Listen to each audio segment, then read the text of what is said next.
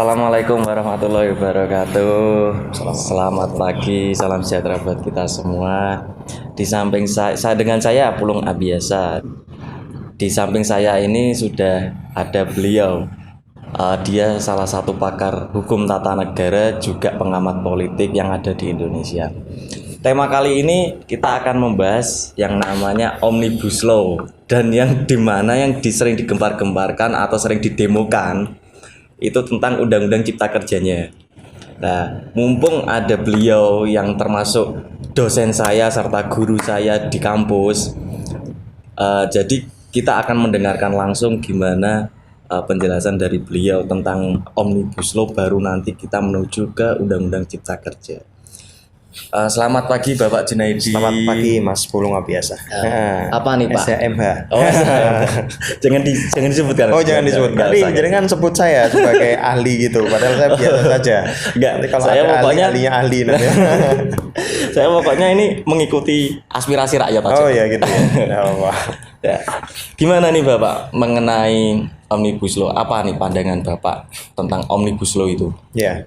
Jadi memang kalau kita bicara soal Omnibus Law ini adalah orientasi tujuan daripada penyelenggaraan pemerintah dalam rencana pembangunan 5 tahun ini ya. Jadi kalau kita bicara soal Pak Jokowi itu kan ada Pak Jokowi itu periodisasi pertama ya, yaitu tahun 2009 tahun 2014, periodisasi Pak kedua 2014-2019 ya. Sekarang masuk pada periodisasi kedua yaitu tahun 2019 tahun 2024 nantinya. Nah, saya melihat bahwa memang apa yang menjadi orientasi pemerintah saat ini adalah bangunan kepastian dan capaian daripada keadilan hukum. Maka salah satu upaya yang dilakukan Pak Jokowi adalah dengan prinsip dasar bahwa Indonesia sebagai negara hukum yang termuat dalam Undang-Undang Dasar 45 Pasal 1 Ayat 3, maka konsep kebijakannya dimulai daripada konsep kebijakan hukum itu. Salah satunya kemudian melahirkan yang kita sebut istilahnya adalah Omnibus Law. Kemudian ada istilah orang-orang guyon-guyon itu bukan Omnibus Law ya, tapi Melibus Law seperti itu ya. Benar. Jadi memang kebijakan pemerintah ini kalau saya katakan yang dilakukan Pak Jokowi nggak bisa kita salahkan. Itu sudah terpakem dalam visi misi Pak Jokowi pada periodisasi pertama maupun periodisasi kedua. Jadi saya ingat dulu Pak Jokowi pada periodisasi pertama itu ratusan lebih ribuan ya, seribuan lebih peraturan daerah itu yang kemudian dibatalkan oleh pemerintah pusat. Terlepas dari pasca itu kemudian putusan MK mengatakan bahwa apa yang kemudian dibuat oleh Pak Jokowi saat itu dengan membatalkan kewenangannya itu kemudian tidak sah dan konstitusional, tapi putusan yang telah dilakukan tetap menjadi suatu keputusan yang sah. Artinya apa yang dilakukan Pak Jokowi itu melakukan harmonisasi peraturan. Kalau kemudian pada tahap selanjutnya ya, kalau sebelumnya itu pembatalan peraturan, kalau tahap selanjutnya menyusun peraturan perundang-undangan dengan model yang kita sebut dengan Omnibus Law, saya pikir ini suatu tindakan yang kita bisa baca. Kalau Pak Jokowi tahap pertama itu jadi presiden, dilegitimasi, mendapatkan hak, mendapatkan dipilih oleh masyarakat seperti itu, maka kalau tahap kedua beliau membuat kebijakan, saya pikir kita patut untuk mendukungnya. Di pemilu kita sudah mendukungnya, apalagi kemudian bagaimana penyelenggaraan pemerintah itu dengan konsep Omnibus Law, tentunya kita wajib untuk mendukungnya, terlepas daripada kelemahan-kelemahan dari proses pembentukan Omnibus Law ya. Apa vision Pak menurut Pak Jun ini tentang Omnibus Law yang notabene banyak nih orang menggembar-gembarkan Pak Jokowi sendiri itu tidak pro rakyat. Ya, jadi gini sebenarnya ya. Yang pertama tadi saya sudah mengatakan bahwa itu bagian daripada visi misi Pak Jokowi. Yang kedua, kalau kita bicara Omnibus Law, kata Omnibus Law memang tidak bisa kita temukan dalam Undang-Undang Nomor 12 Tahun 2011 tentang pembentukan peraturan undang-undangan. Tapi sebenarnya kata Omnibus Law itu kan kata familiar di dunia internasional. Ada negara pakai konsep Omnibus Law. Sebenarnya kalau kita baca Undang-Undang Nomor 12 Tahun 2011, Omnibus Law itu sama dengan perubahan. Tapi perubahan yang dilakukan itu adalah perubahan yang sistematis, perubahan yang berdampak pada peraturan yang banyak, kurang lebihnya 78 peraturan. Tapi kalau kemudian kita coba mengumpulkan semua, hampir 100-an lebih peraturan, karena peraturan yang dirubah 78 itu ada perubahan-perubahan yang juga berimplikasi pada perubahan yang dilakukan dalam Omnibus Law. Jadi sebenarnya kalimat Omnibus Law itu kita sebut saja kalimat perubahan sudah cukup. Cuma di Indonesia kan seringkali kalau bahasanya nggak keren seperti itu, ya kayak Mas Pulung ini kan saya ketemu, ini keren sekali mahasiswa saya hari ini ya kan. Padahal dosennya dari dulu badian terus gitu ya. Ya, bajunya masuk seperti itu, menyampaikan aspirasi masyarakat itu kan. Nah, itu kan artinya Mas, itu kan kita lihat kan, wah kalau kita bicara soal keren pakai bahasa omnibus law atau dengan perubahan, ya keren omnibus law. Tapi ketika mengucapkan seperti itu, hati-hati. Kadang-kala masyarakat tidak terima. Ada yang kemudian yang disampaikan kemarin itu ada beberapa orang yang menyampaikan omnibus law itu kan tidak diatur dalam Undang-Undang Nomor 12 Tahun 2011. Saya pikir kata-kata seperti itu tidak paham. Undang-Undang Nomor 12 Tahun 2011 itu kata-katanya adalah perubahan, dan omnibus law itu konsepnya adalah perubahan. Cuma perubahan yang dilakukan dalam omnibus law itu berdampak luas. Ketika omnibus law itu berdampak luas, maka di sini ya ada kepentingan-kepentingan masyarakat, apalagi undang-undang ketenagakerjaan itu. Maka kemudian banyak yang kemudian berbeda pandangan. Ketika mereka mengatakan, oh ini kita berbeda pandangan dengan konsep pemerintah, ya cenderungnya ada yang kemudian mengatakan Pak Jokowi tidak pro rakyat, Pak Jokowi tidak seperti ini. Ya memang dalam suatu negara itu pikiran yang kemudian ada dalam suatu negara itu kan pikiran bukan satu atau dua orang, banyak orang seperti itu. Jadi kalau berbeda pendapat, saya pikir itu suatu hal yang wajar, dan itu menjadi konsekuensi pemerintah untuk mengupayakan bahwa apa yang dituangkan dalam omnibus law itu merupakan wujud daripada kesadaran hukum masyarakat yang itu perlu dibangun dalam omnibus law, sehingga tidak terjadi penolakan-penolakan yang signifikan. Dan saya pikir gini Mas Pulung, jadi kalau kita bicara omnibus law itu sebenarnya kita baca dalam naskah akademiknya terlebih dahulu harus. Jadi seringkali kita baca itu kadang-kala orang baca undang-undang. Saya seringkali jadi banyak jadi legal drafting beberapa daerah itu. Orang banyak baca undang-undang itu pasti dimulai daripada langsung ke pasalnya. Jadi dia bacanya harus dari naskah akademiknya.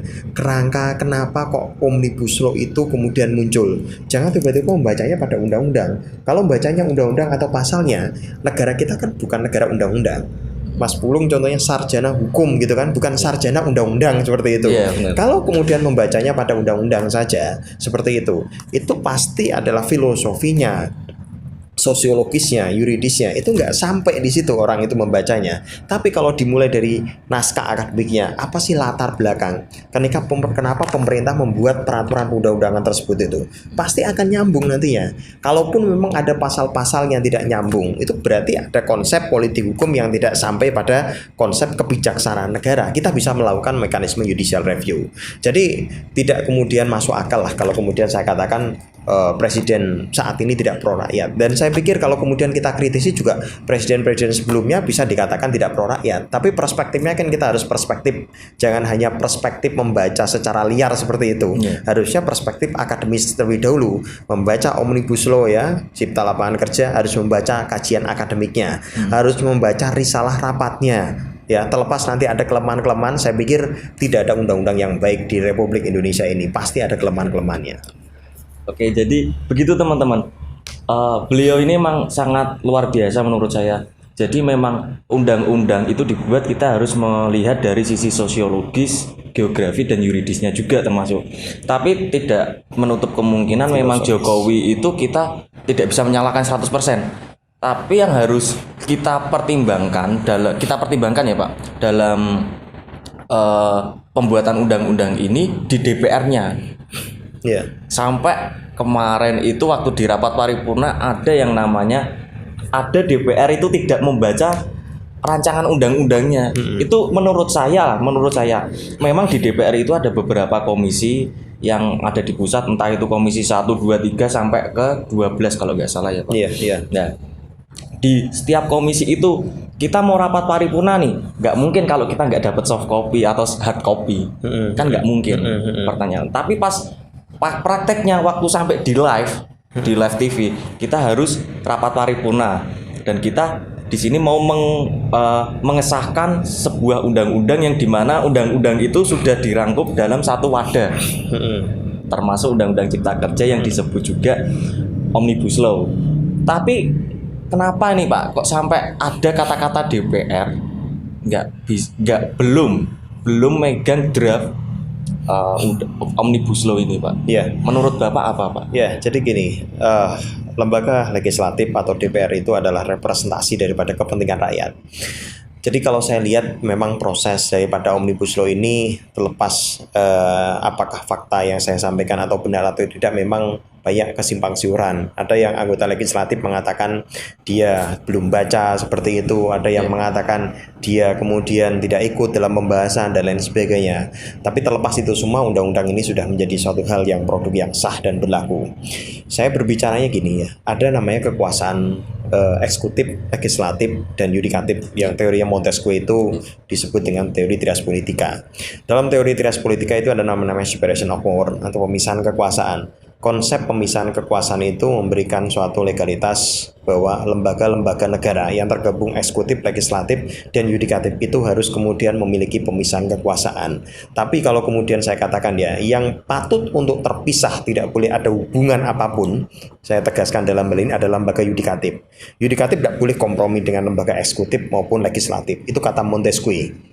Maka konsepnya kalau kemudian saya katakan, terlepas lagi ada dewan yang kemudian mengatakan, saya tidak membaca, saya tidak ikut bahas rapat, saya tidak pernah dapat dokumennya seperti itu. Undang-undang RUU Omnibus Law yang kemudian diserahkan, diusulkan oleh eksekutif ini, hari-hari ini sudah menjadi sah, masuk dalam lembaran negara. Maka nantinya kita buktikan saja nanti di lembaga peradilan apakah memang ada kecacatan hukum di situ dalam proses pembuktiannya, proses dalam hukum acara MK di Mahkamah Konstitusi nantinya. Kalau memang ya ada dewan yang kemudian DPR RI yang kemudian tidak membaca, kemudian tidak diikut sertakan, ya ada kemudian hal-hal yang lain, ya nanti di DPR RI nanti kita di MPR RI di MK nanti kita buktikan itu semua.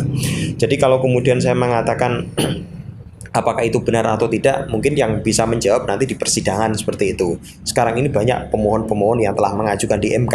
MK lah yang kemudian nanti akan memutuskan, karena MK istilahnya dia lembaga yang final ya, menafsirkan konstitusi. Apakah proses pembentukan yang dengan model ada pihak-pihak yang tidak sepakat seperti itu, yang kemudian model daripada pihak anggota legislatif yang tidak memiliki draftnya tapi tiba-tiba diparipurnakan, apakah itu nanti konstitusional atau tidak, kita kembalikan pada putusan Mahkamah Konstitusi menurut saya. Jadi menurut saya juga loh Pak, menurut saya nih Pak, saya waktu riset itu memang saya itu diarahkan komisi per komisi. Iya.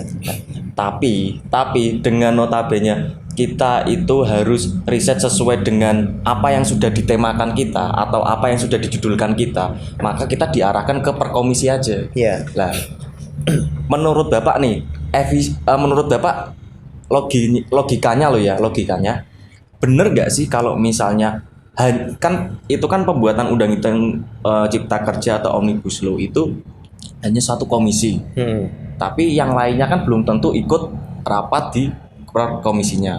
Apa benar kalau seandainya itu undang-undang Cipta Kerja itu dikasihkan pas rapat sidang, atau hanya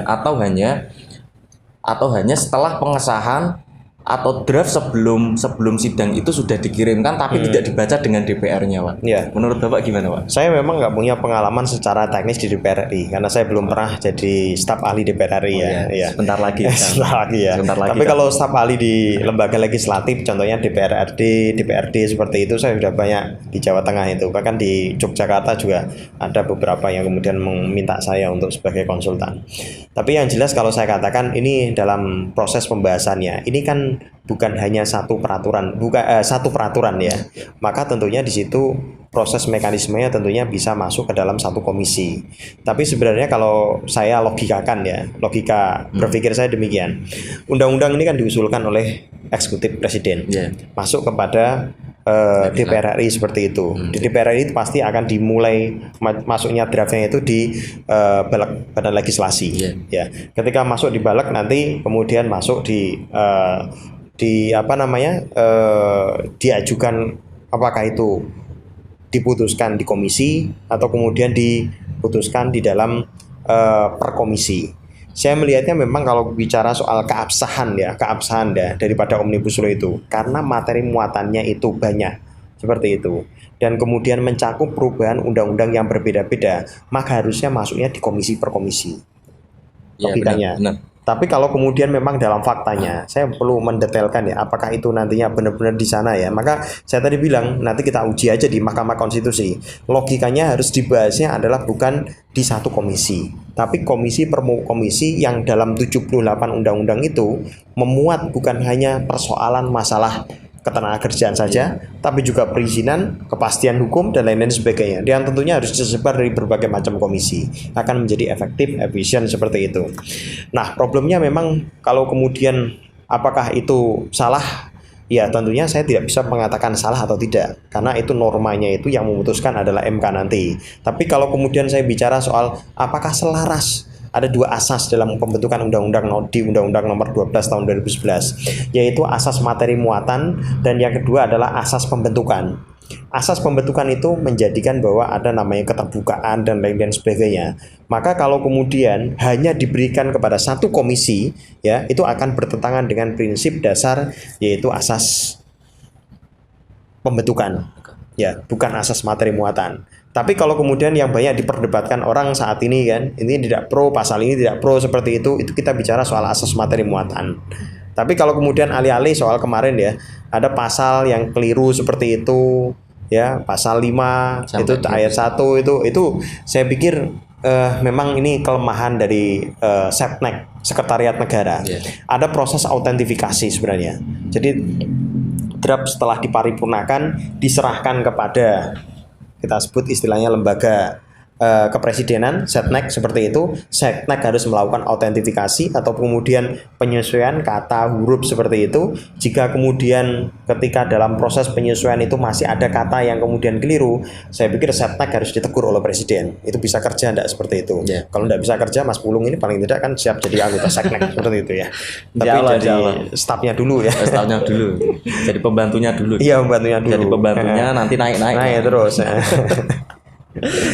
Memang beliau ini memang di satu sisi kita kalau belajar itu nggak terlalu tegang sih, tapi beliau ini penyampaian ke mahasiswa atau ke anak-anak didiknya itu memang menurut saya itu memang super sekali. Nggak diragukan lagi, gelar dokter sebentar lagi mau jadi profesor. Amin. Kapan dok? Ya, amin. Pokoknya amin dulu lah. Amin dulu pokoknya. Ya. Apalagi yang doain kayak Mas Pulung orang teraniaya. Orang teraniaya, astagfirullah. Wah ini nanti jangan dibahas. Ini nanti ujung-ujungnya kemana-mana ya. Ini ujung-ujungnya kemana-mana ya. Pengalaman pribadi nanti. Enggak saya buka di sini semua. Enggak, jangan dok. Jangan. Ini bahaya. Oke, kembali lagi teman-teman. Jadi memang seperti itu Omnibus Law yang bisa dikatakan undang-undang super semar juga ya dok. Iya. Undang-undang super semar. Jadi memang Omnibus Law ini mencakup semua undang-undang, bukan cuma ketenaga kerjaan. Tapi pada saat di lapangan memang orang-orang itu yang disorakan atau yang diteriakan itu masalah undang-undang cipta kerja. Nah, kita akan mengulas lagi nih tentang undang-undang cipta kerja. Jadi di sini dok banyak nih sampai buruh, sampai mahasiswa notabene juga bukan buruh kan, tapi saya salut di sini mahasiswa mau mengapresiasikan, mau membantu untuk menyuarakan, walaupun di gedung DPR itu orang-orang banyak yang nggak dengar, banyak yang nggak dengar, itu emang kenyataan, banyak yang nggak dengar, maupun di tempat gubernuran juga kalian mau teriak kayak gimana, mau bakar-bakaran kayak gimana, itu sebenarnya memang dari pihak kantor dari pihak kantor gubernurnya pun tidak mendengar, walaupun gubernurnya pun itu mendengar pasti nanti dapat kabar dari staf-stafnya kalau ada demo. Itu pengalaman saya juga dulu waktu pernah ikut demo. Jadi di sini dok banyak nih buruh sampai mahasiswa itu mempertanyakan kalau undang-undang cipta kerja ini apa benar pro untuk investor. Saya gini ya, jadi tadi ya saya mulai daripada kata-kata tidak kemudian semua undang-undang yang kemudian dibuat itu kemudian sempurna. Kesempurnaan itu hanya pada Allah Subhanahu wa taala, Tuhan yang Maha Esa. Itu yang pertama. Dan yang kedua, kalau saya melihat memang secara murni ya, apakah undang-undang ini berkecenderungan untuk pro terhadap investasi dan lainnya sebagainya. Saya pikir penyelenggaraan negara itu harus balance seperti itu. Jadi keseimbangan itu kemudian pemerintah tidak boleh lebih cenderung pada rakyat seperti itu. Ya, memang ada kata Cicero bahwa kepentingan rakyat di atas konstitusi, tapi untuk berbicara soal pekerjaan yang layak, pemerintah juga punya tanggung jawab. Pemerintah tidak bisa sendiri seperti itu, harus ada investasi yang masuk di Indonesia.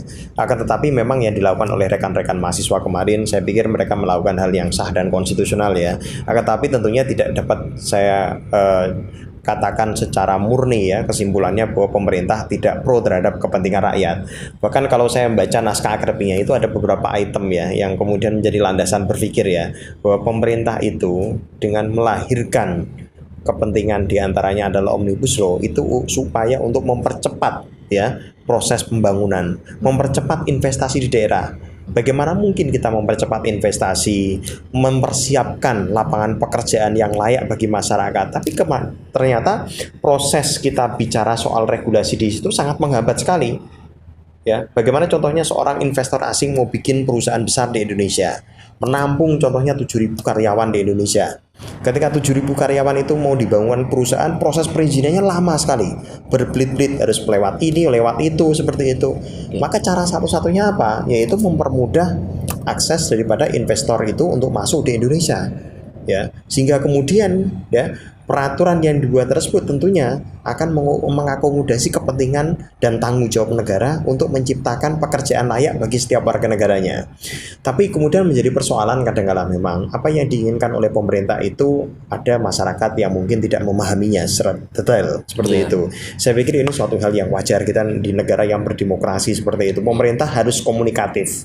Kalau pendapat saya. Jadi pemerintah ketika ada kemudian penolakan seperti itu, kita ajak diskusi bareng seperti itu. Baiknya bagaimana? Karena saat-saat ini saya baca data BPS tahun 2019 itu hampir 7 juta lebih masyarakat di Indonesia itu tidak mendapatkan pekerjaan. Itu data Badan Pusat Statistik. Saya membayangkan kalau dengan kondisi pandemi COVID-19 saat ini banyak masyarakat yang kemudian tidak mendapatkan pekerjaan, pemerintah harus putar otak, pakai strategi seperti itu. Strateginya apa? Jalan satu-satunya karena banyak peraturan yang kemudian menghambat investor-investor di luar negeri masuk ke Indonesia. Cara satu-satunya adalah dengan cara melakukan harmonisasi regulasi yang ada. Tapi kemudian tentunya pemerintah juga tetap perlu dikontrol supaya nanti pemberian hak kepada investor itu jangan sampai merugikan kepentingan masyarakat, jangan sampai mengesampingkan, kalau saya istilahnya ada Millennium Development Goal yang menghasilkan salah satu gagasannya adalah pembangunan berkelanjutan atau sustainable development yang menyeimbangkan antara ekonomi ya, kepentingan ekonomi, kepentingan sosial dan kepentingan lingkungan. Contohnya gini apa? Pemerintah membuka lapangan pekerjaan, membuka investasi mudah dari luar negeri masuk ke Indonesia. Bagus. Lahan pekerjaan terserap seperti itu. Tapi jangan sampai ya dampak yang ditimbulkan, contohnya apa? Lingkungan hidup.